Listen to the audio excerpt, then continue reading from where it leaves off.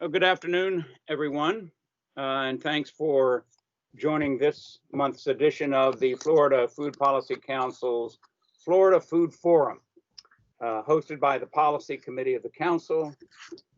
I am Del Deschamps, the acting chair of the committee and the associate chair of the Department of Religious Studies at the University of South Florida. With us from the council is the council's administrator, Kendra Love. Kendra will be handling the technical and managerial aspects of our meeting. I'm also asking Kendra to let us all know when the session will close and give us an alert when we have 5 minutes left. Also, after this brief introduction and before our honored guest begins, I'm going to ask Kendra just to give one more quick update on how the technology works so it flows smoothly for everyone. And so our topic for this month's edition of the forum is policy and urban agriculture, a subject of great interest to many folks today, and a topic of particular significance at this very moment, as we all wrestle with understanding disruptions in the food supply during the pandemic. As our special COVID-19 pandemic edition of the forum on May 15th revealed, urban agriculture could and can offer a tremendously effective local source for food security at a time when many families are turning to food banks and large-scale feeding operations. Our session today really is part 2 of the special from earlier in the month, and it engages urban agriculture in the context of food policy and local food systems. I know that many of our listeners and viewers are familiar with urban agriculture, but I can assure you that this session will deepen and enrich your understanding. And it is of special note that we welcome new viewers or listeners to the Florida Food Forum on this topic. Welcome indeed. And thanks as always to everyone for joining us. A document introducing our presenter for today is posted on the council's website. And if you registered for the event, you've seen the introduction. And so my comments will be brief. So please take a look at the website for more details on the talents and achievements of our guest. And so today, we are delighted to welcome James Jiler to leadership of this month's forum. We are honored to have him with us. And let me note that his life of care and service is a model of humanitarian compassion for the marginalized and the dispossessed, and an example of the healing power of gardening and food production. James holds a master's degree in forestry and social ecology from Yale University. His life of service and care is remarkable. I'll highlight only a few of his achievements. He's the former director of the Horticulture Society of New York City's Greenhouse Program, which is a jail-to-street horticulture program at New York City's jail complex on Rikers Island. It has become a model for other programs that use gardening to heal and restore individuals in the United States criminal justice system. He's the author of the book Doing Time in the Garden and is currently working on another, Food Insecurity. That's 3 words, Food Insecurity.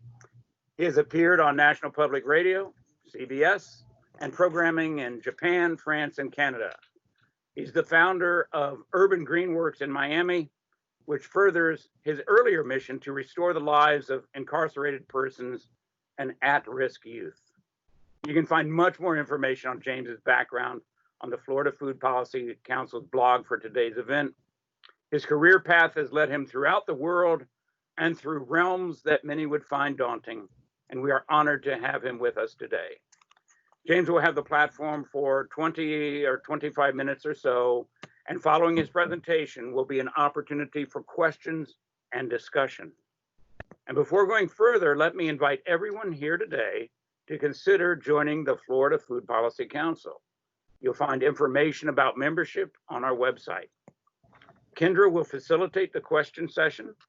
Callers are asked to keep questions brief, and we'll ask our honored leader to work to keep his answers as succinct as possible. And so with pleasure, we welcome James Jiler. And I asked James to begin our session by telling us just a little bit about what inspired him to pursue the life path that he has chosen. James? Thank you, Dale, so much for that wonderful introduction. Well, you know, it's kind of interesting. I began my career as a commodities analyst on Wall Street, and I used to analyze all of these speculative markets, and I began to realize that sitting on Wall Street, dealing with commodities, I really didn't understand the overall impact of kind of a global financial plan to you know, manipulate farmers markets around the world. So I left Wall Street with the intention of finding out different ways in how commodities translate into real farmer issues in countries around the world, and then later how they translated into issues right here in our country. So it's been kind of a strange, circuitous route. But what I really want to emphasize is, you know, we are now looking at this, you know, this global issue of centralization of food systems, very long supply chains, and we're seeing it completely disrupted by the, you know, by our pandemic. And it's really a wake-up call for us to start reanalyzing and refocusing on what resiliency means in the time of climate change and pandemics, and what food security really means, because you can't have a stable civilization when people are in need of food. Civilizations have always collapsed because of a lack of either food, water, or environmental stability. So that said, you know, I do have a slide, a PowerPoint, and I know that some people will be on phones and won't be able to see the PowerPoint, so I will kind of repeat what will come up on the screen. So I'd like to go to the first screen, and it says, by 2030, 2 out of 3 people will live in urban centers. This is the first time in the history of human civilization where more people, as of 3 years ago, are now living in urban centers as opposed to rural habitats. So we are really looking at a global urban environment that's going to be directing human lives for the near and far future. And the other point I want to make is that when you look at these urban centers, urban food is 3 to 37% more costly. So people in urban centers are paying more for food. And then when you look at these urban centers, currently in all of our urban centers in the United States, 3 out of 10 people are food insecure. That means they don't have access to healthy foods which keep them healthy. And we are currently looking at an obesity rate in the United States of about 40% and still rising. So that kind of sets the scene of where we're at and where we're currently going. You know, we can talk a lot about the benefits of urban farms. First, I'd like to just pull back and say, you know, urban farms in America and urban agriculture really have their roots in the victory gardens going back to the Depression era, and actually before that during World War I. We produced almost 50% to 80% of all our fresh fruits and vegetables on home gardens during that time. And then, you know, after the Depression and leading into World War II, people kind of abandoned the gardens. They thought, well, we're back to foods, you know, we're now food secure again. And then we saw this trajectory of centralization, globalization of food processing. But when we look at urban, you know, agriculture in the U.S., we can really begin in 1977, where the USDA started allocating American dollars through cooperative extension services to assist low-income people to start growing and preserving their own food. So we have a pretty good history now, almost 23 plus 20, 43 years. So 1977 was kind of a watershed year, and by 1989, we had over 200,000 gardeners producing food on 800 acres of urban farmland in 23 major cities. And they figured for every $1 of that USDA investment, which was $1.5 million. So $1.5 million was initiated by the USDA. And for every $1 of USDA investment, growers grew $6 of food. So there was actually a pretty good return on this federal money. And then, of course, in 1993, the program lost funding.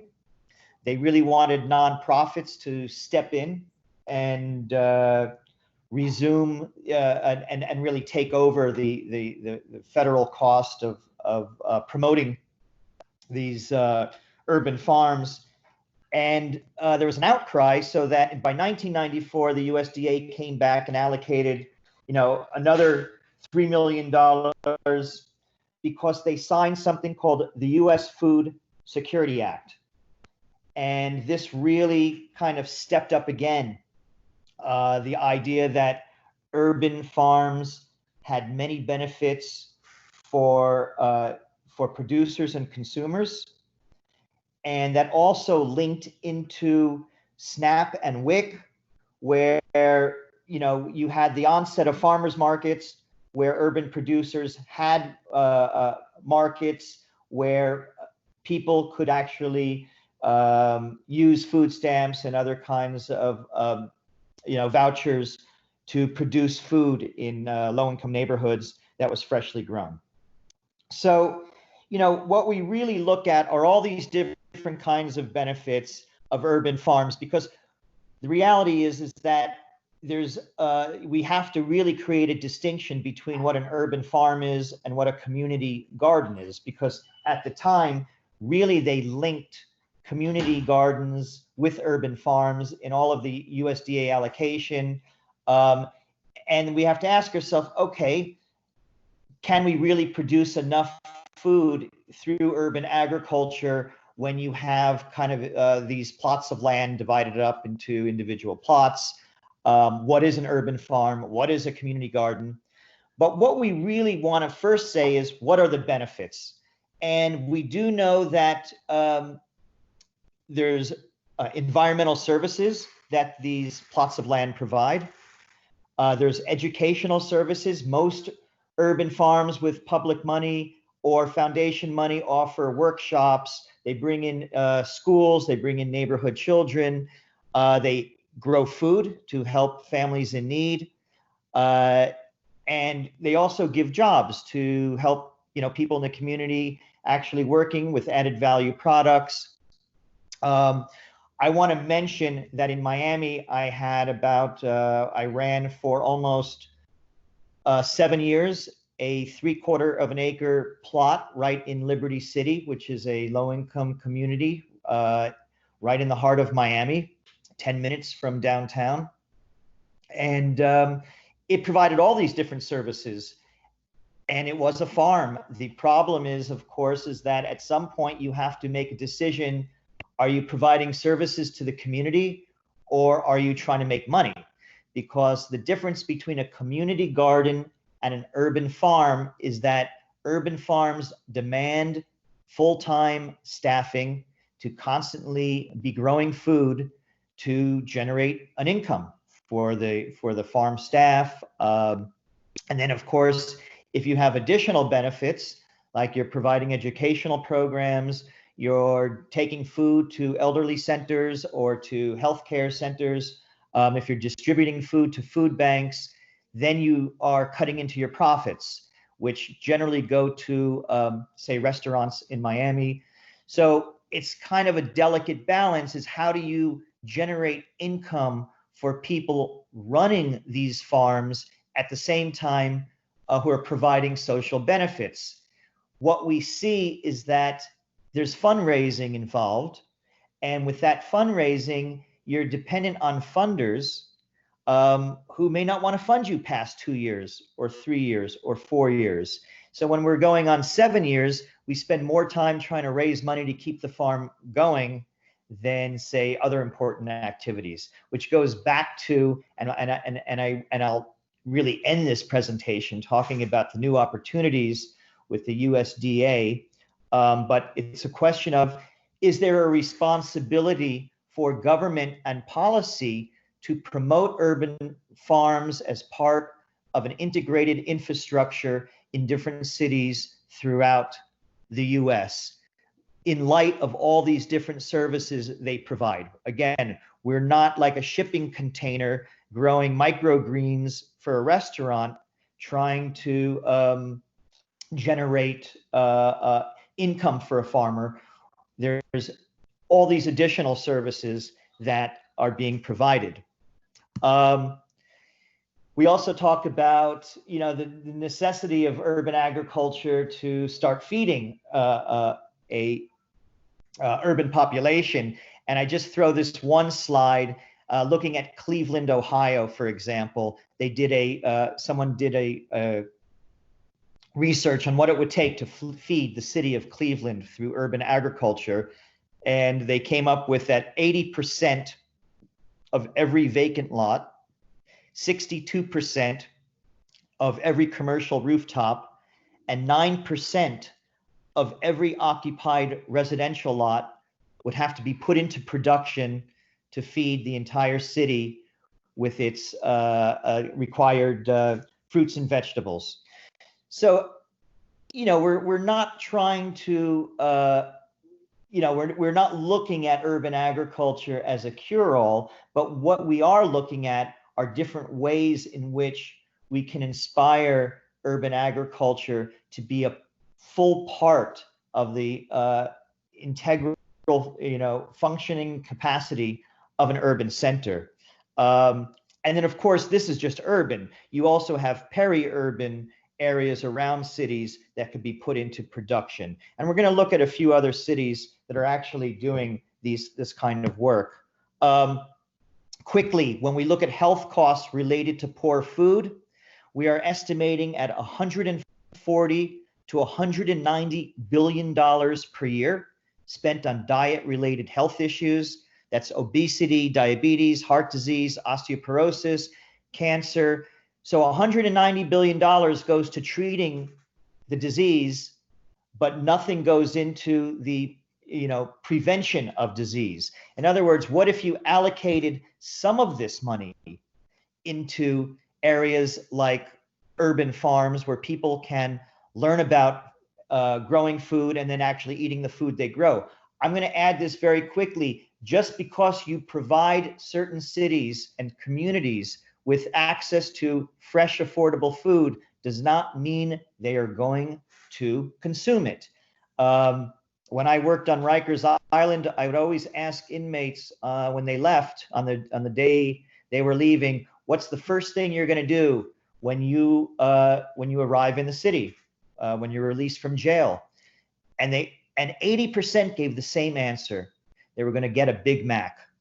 You'd expect them to say, oh, I'm going to hug my girlfriend or hug my mother or, maybe shoot up some crack. But no, their addiction was fast food, because this particular generation now has pretty much grown up on fast food. It's what they missed every single day in jail, that fat, sugar, and salt, which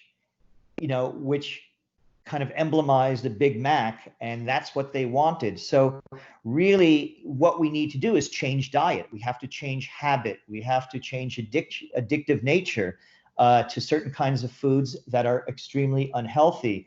And they found that one way to do that is by involving people in the actual act of growing food. When you do that, that's when diet changes, or it's one of the easiest ways to change diet. The other way is when you're so sick, the doctor keeps telling you you need to change your diet. But by then, you're part of that $190 billion health cost. Just quickly on environmental services, in urban environments, we know that rain is coming stronger and harder. We just had this in Miami for the last 3 days, 36 hours of rain. So urban farms, they capture and slow stormwater runoff, very important for wastewater treatment plants, saves incredible amounts of money in regards to flooding, and that's rooftop gardens, as well as available space inside pocket neighborhood parks where you can create this green space that can capture and slow stormwater runoff. It maintains biodiversity. We know that there's been a honeybee die-off throughout the country, even throughout the world, where we've had high pesticide use, but they find that beekeeping in urban centers where there's very low pesticide use is keeping hives alive. We're also looking at pollinators. We're looking at heirloom seeds that a lot of urban gardeners keep alive. And we're looking at native plants. So it's very important that we don't erase nature. In fact, the difference is happening is what urban farms are becoming real pockets of diversity in a country of kind of monochromatic landscapes. We're also looking at the amount of CO2 that's captured in tree tissue and undisturbed soil. These are real areas of sequestration for CO2. We know that green areas and urban farms, they help cool cities from the heat island effect. They detoxify soil, they capture airborne pollutants, and it also mitigates some of the outputs from industrial farming systems. So if we can start, depending on food inside the city in these particular areas, that means less emphasis on some of the harmful outputs from our industrial farming systems. So just there, between the health and environmental service, we're looking at a complete package of benefits that come from, a 1/4 acre to a 2 acre to a 4 acre farm in our city. What did we learn, and what are we learning from the pandemic?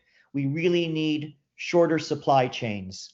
We need decentralized food processing. We now live in a country where 3 of our major slaughterhouses, there's 3 slaughterhouses in the US that produce 90% of our meat. I mean, this is a phenomenon from the 1990s, before, when we looked at the 1950s and the 1940s, you had decentralized slaughterhouses throughout the US. Now there's 3. We need more local access.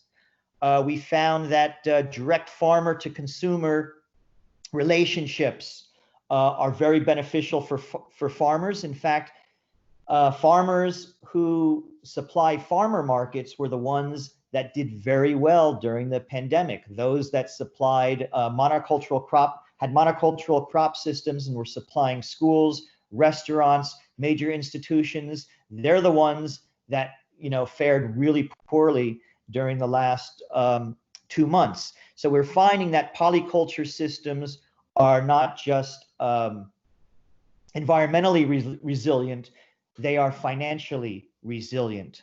Every single study that looked at farmers markets throughout the country found that polycultural systems sold their food, and they had markets, and that farmer markets were one way in which people were still able to buy food, even here in Florida.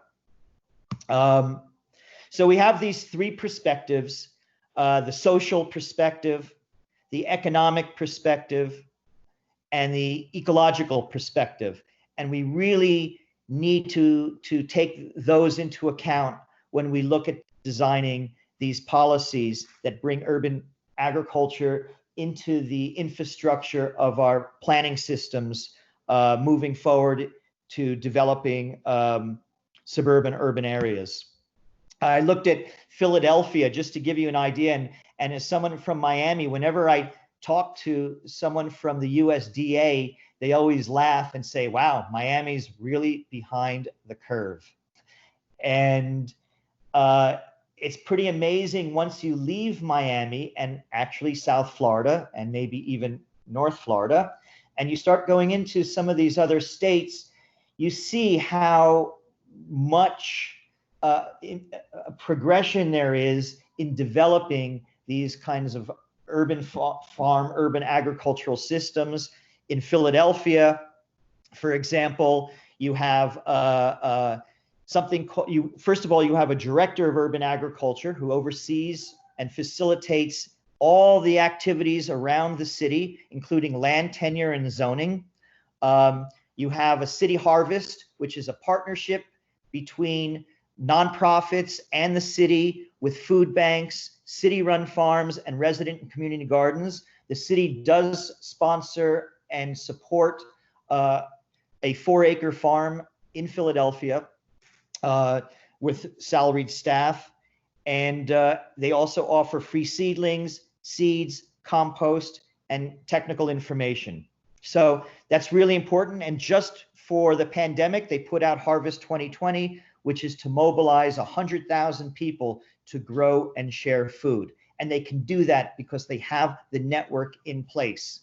Here in Miami, we stopped getting free compost 5 years ago. They shut down the waste treatment compost center so that anyone building these big, urban agriculture farms no longer had access to free compost. So the city of Miami basically provides zero support, and then you start moving around and seeing cities that actually are integrating urban agriculture into their parks and recreation departments and other planning policies.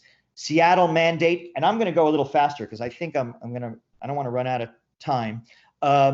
Seattle has a full mandate which allows residents to sell and grow food on their property. It allows urban farms and community gardens in all zones.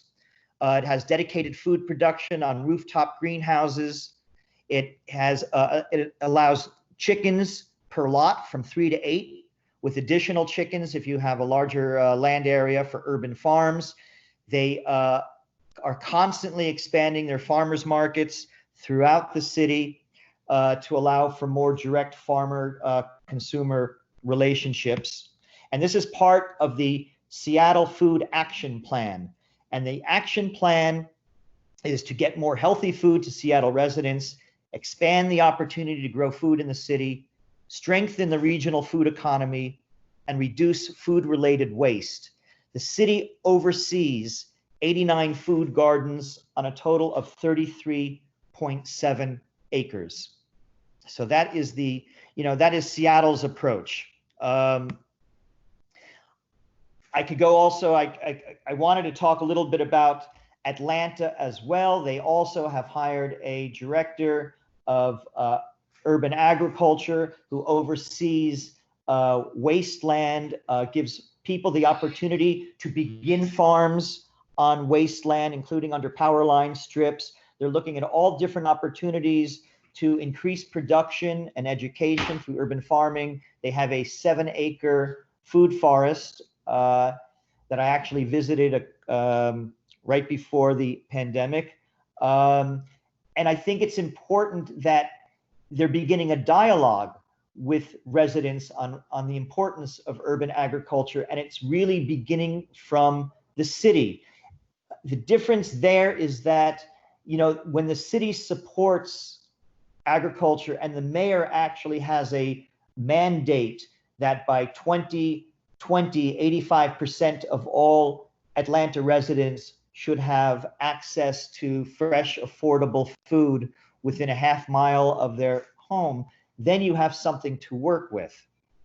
I look at the best kind of urban agricultural model in the world. It's in Cuba.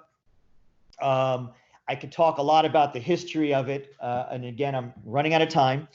But I just want to say that in Cuba, based on necessity, they have 300,000 urban farms, which produce in the country 50% of all the fresh produce, 39,000 tons of meat, 216 million eggs, and their production level is 44 pounds per square meter per year. Cuba, of course, has a full-blown urban agricultural division in their agricultural planning department, and they allocate as much land as possible to urban agriculture. And the other thing about urban agriculture too, when you're really looking at it from a commercial perspective, you use less inputs. So when you do have something like a pandemic, when you do have this nature to be resilient, you don't lose as much money waiting for things to recover because you haven't put that level of investment of inputs into your system. So for example, in Cuba, all their fertilizer is worm casts, and it's all on site because there's no fuel in Cuba. So they have to, talk about a shortened supply chain. There's no fuel to move goods from one end of the island to the next. There's no refrigeration. They don't have refrigerated trucks, or very few. So that demands local access to food in a very real way. And I should add that when Cuba institutionalized urban agriculture, their nutrition and caloric intake began to match that of Europeans in developed European countries. Because before that, a lot of Cubans just ate, they were kind of rice, beans, and potatoes and pork. And they had to diversify their diet once they lost their industrial food system when the Soviet Union pulled out in 1989. James, I'm going to ask that we kind of wrap it up. So okay. That you allow time for our call-ins throughout the presentation. There's been more and more people joining us. So maybe just close it down, maybe a minute or so to wrap up, and then we're going to open it up to the calls. Okay. So I'm going to wrap it up, and I want to say that in the 2018 USDA Farm Bill, the USDA had established a new office for urban agriculture and innovative production. This year, they are putting out $3 million worth of grants. The national needs for urban farming is this. One, urban farmers need crop insurance and loans. We have to look at our public health investment. We need to start investing public health money into urban agriculture. We need to keep facilitating the SNAP and WIC vouchers through farmers markets. That increases our access to local food. We need to look at secured systems of land tenure, water rights, and all suburban and peri-urban urban planning has to have urban farms as part of infrastructural improvement. That's the way we can do it in a similar way to countries like Cuba. The USDA Urban Agricultural Program this year, $1 million for planning projects. That's food access, education, business and startup costs, development of policies related to zoning and other needs for urban farming. And then they're giving $2 million for implementation of projects. That could be urban agriculture and urban indoor practices, anything that serves farmers. So what they're doing is they are putting money out there. We're moving in this direction, but we really need to integrate this movement with policy planners as a food security hub of every major city. Florida, as I said, is behind the curve. And I hope moving forward, we could keep this discussion going. And I'm going to end it there, Del. Okay, great. Well, wonderful, James. Powerful, direct, important.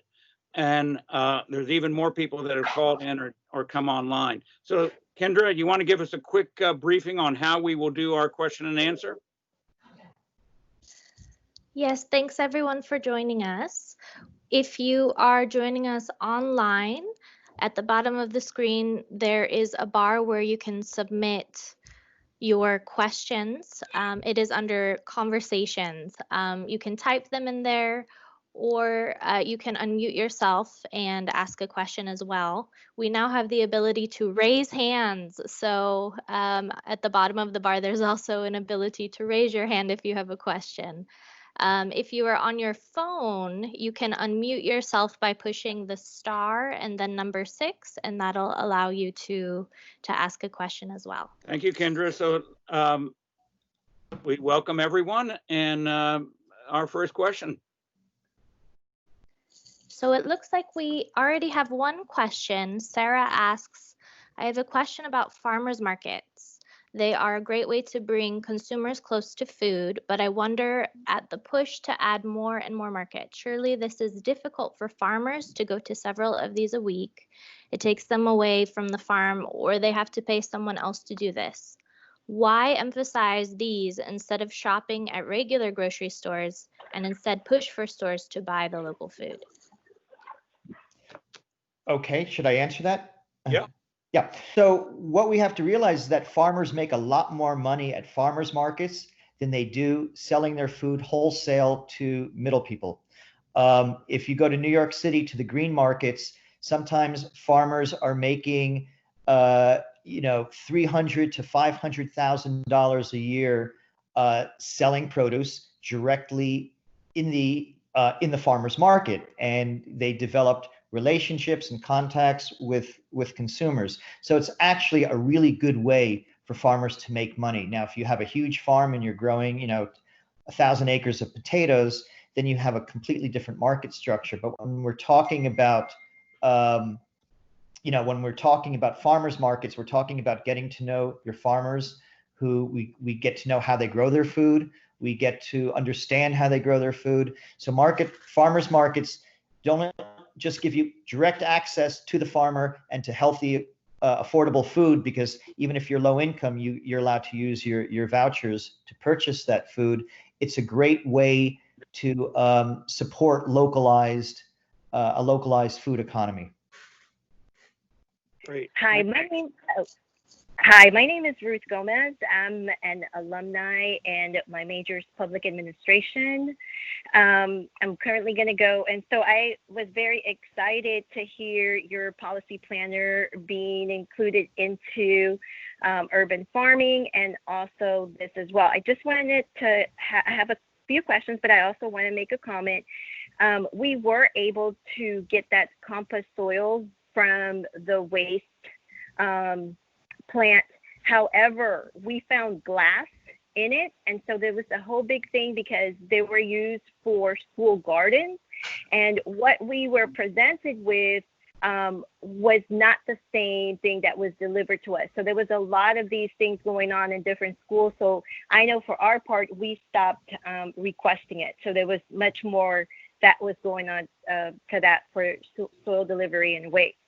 The other thing, my question would be co-op in food deserts in Miami. How do you feel about having co-ops set up and being run by the community, and also setting the prices with the people in the community? So they would actually work it.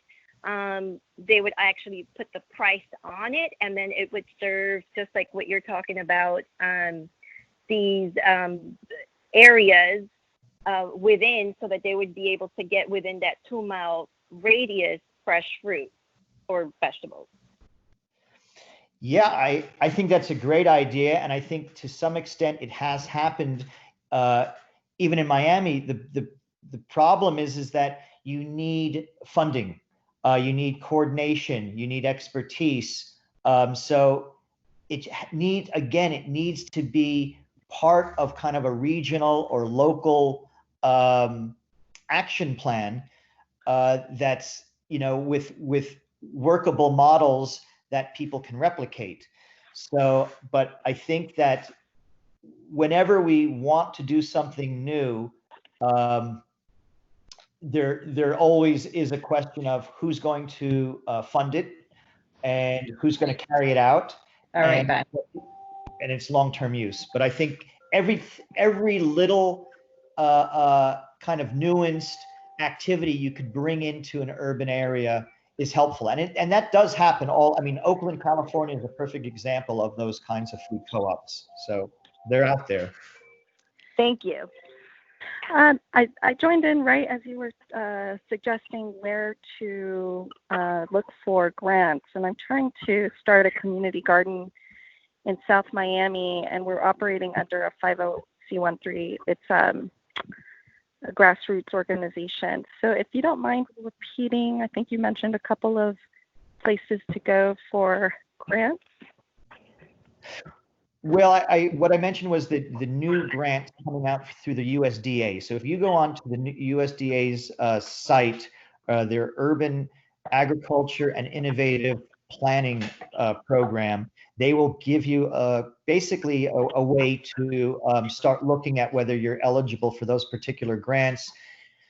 It's hard to get those federal grants unless you have a kind of a track record, or whether you have a real business, a business plan. But then in Miami, there's always the Miami Foundation.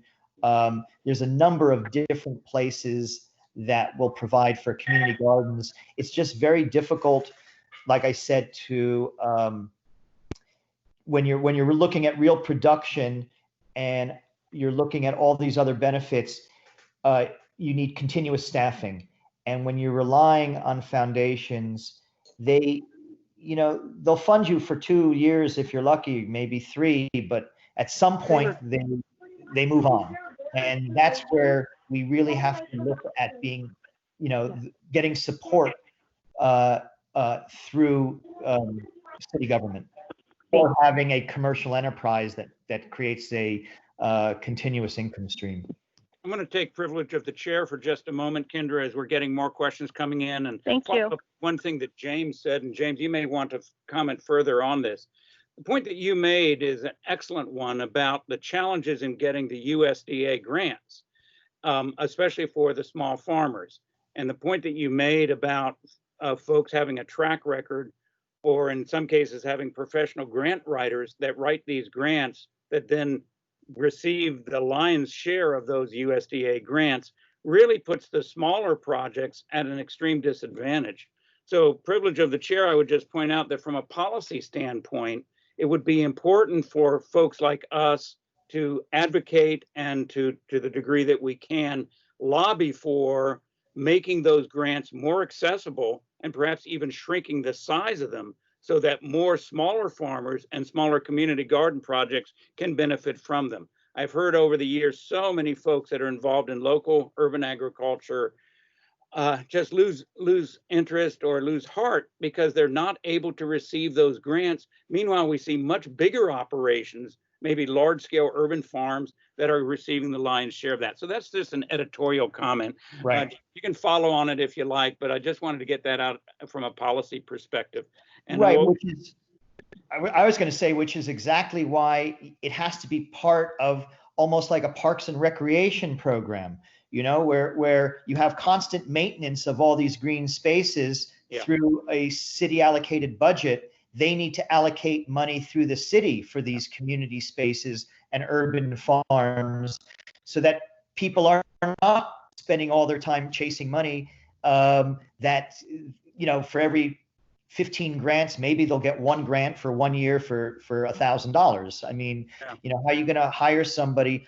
My particular farm which was called Ceresy Farm in Liberty City, we had at sometimes 5-member staff. These were women coming out of prison, recovering from drug addiction. They ran the farm, and we paid them. We paid our interns. Of course, they also brought in volunteers. We had schools. We had we did community service.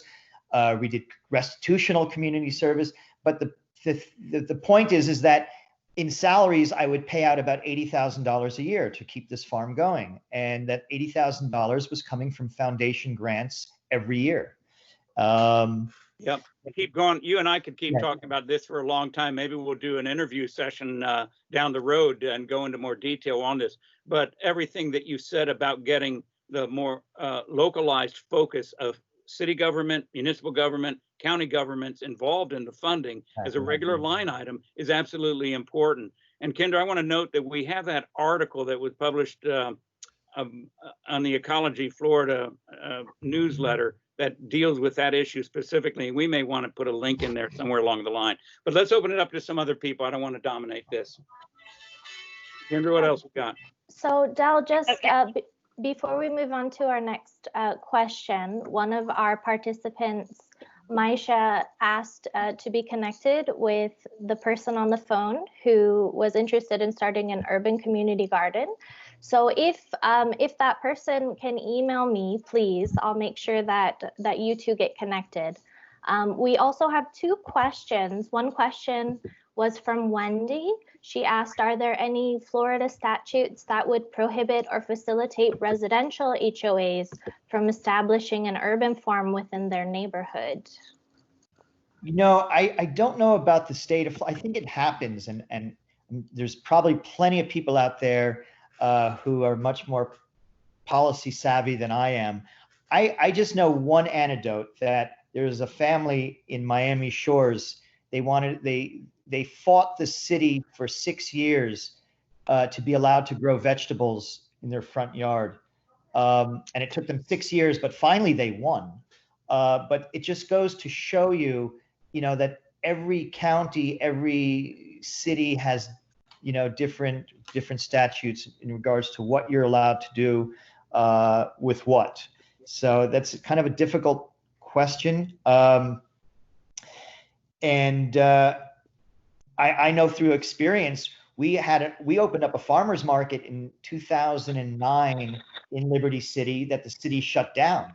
I mean, in a low-income area, because they didn't have anything on the books that allowed for farmers markets on a weekly basis. So, there's all sorts of, and then of course it was moved 5 blocks over to the county line, where you could run a farmers market. So, yeah, I'm going to just say it really happens on a county to city to regional basis. And then I believe Yuri has a question. Yuri, would you unmute yourself? I see Yuri's question. It says, I'm interested in learning about the South Miami Community Garden and take part in it. That's a question from Yuri at 12:49. Yes, I'm sorry. That is the question. I apologize. Yes, that is the question. I just want to get more information on the South Miami urban farm, community farm idea or community garden idea. Wonderful, Yuri. Well, I got your email, so I'll make sure to email you after the forum. If anyone else would like to connect with us after the forum, our email is info@flfpc.org. So please send us an email and we'll make sure to connect you with the right people. And let me also note, Kendra, to everyone that's interested in this subject or any of our other subjects, the best way to stay in touch is to join the Florida Food Policy Council. That gives you easy access to our databases, to information, to the resources that we have available, rather than just waiting for these once-a-month events to come up. So please consider joining, because it does make it a lot easier to stay in touch and get the information that you desire. Plus, you're part of a network that's working to make a difference in Florida food policy. Let's get back to some more questions for James. Okay. Hi, this is Ruth Gomez again. I am so sorry. I'm working on a project at FIU and also with Miami-Dade Community College. I've done 4 different gardens, and I've also am very interested and passionate about getting food directly to the consumer, because obviously we've seen problems. I'm also a leader for 4-H and work with the extension and volunteer there. And I just want to tell you, I've gone up to the USDA representatives, which Florida does have one, and there are several different things that we're missing, and that is that we need to connect, because just like James was saying earlier, that you have to be part of a bigger, I guess, not farm, but just something that is going to give us the availability to continue on just beyond the 2 or 3 years. It would be, I hear a lot of people that really want to start these gardens. And I know that it does, at sometimes you put the effort in that first year. The second year, you start worrying about how you're going to continue the funding. And the third year, you might not make it. It depends on the policies and who you're working with. Definitely, I want to tell you that the Miami-Dade Community College North Campus students are definitely ready to go on with different projects. And there are a lot of people who would like to intern. They themselves are in situations where they may not have the next meal. So I think that these young people that want to put the effort in to work for what they're actually going to be eating, and also changing the culture, because a lot of the kids, they may, like James was saying, they may plant it, but they may not eat it. So that is part of 4-H, where we show the kids nutrition. So whatever we put down in the garden, they're definitely eating it, even if it's in herbs and we're bringing, a rice cooker and they're putting the herbs right on it. So definitely trying to work with the university, and the university is actually working on something right now. And I'm not sure if I'm at liberty to say, but we definitely are trying to, bring all these people together. I know that sustainability has been a big thing. So definitely, I would like to connect with everyone, because I think that this would be a great opportunity to not only join the Food Policy Council, but then come together as a whole and, create this movement of how we can get these grants to continue on. Yeah, the only thing that we have in Miami are all these disparate nonprofit organizations that are engaged in all these different kinds of activities.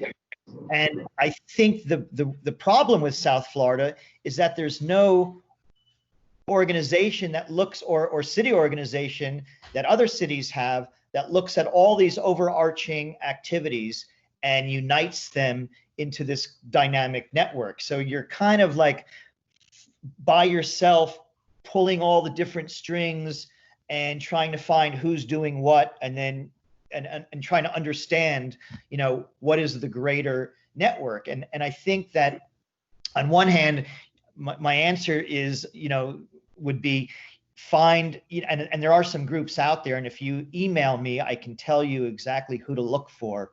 But this is my frustration with Miami as a major metropolitan area. It just doesn't have the coordinated networks that other cities have to develop a really good urban agricultural food security system. And for example, and I interviewed Daniela Cava Levine, who's running for mayor, and we really talked about what are the issues of urban, agriculture, food security, and it's really not part of her agenda yet. It's not something that she really looked at before. But then you look at, the mayor of Atlanta, who ran her candidacy on developing, food access to 85% of Atlanta residents. So it's really about, we're really in this kind of formative stage. And there's only a few people that really understand what the opportunities are, as well as what's not getting done. But I suggest you email me with your ideas, and I can connect you to some nonprofits that are doing that kind of work in Miami. That's James. Thank you so much. And we have just a couple of minutes left, so I'm going to acknowledge this great presentation. I don't know if you can see me clapping my hands, but thank you. I'm applauding this, and I'm sure everyone else on the line is as well. And as is often the case with our sessions, is we have many more questions than we have time. So that's a good thing. And Kendra, I believe we'll have a link to James's email address so people can contact him.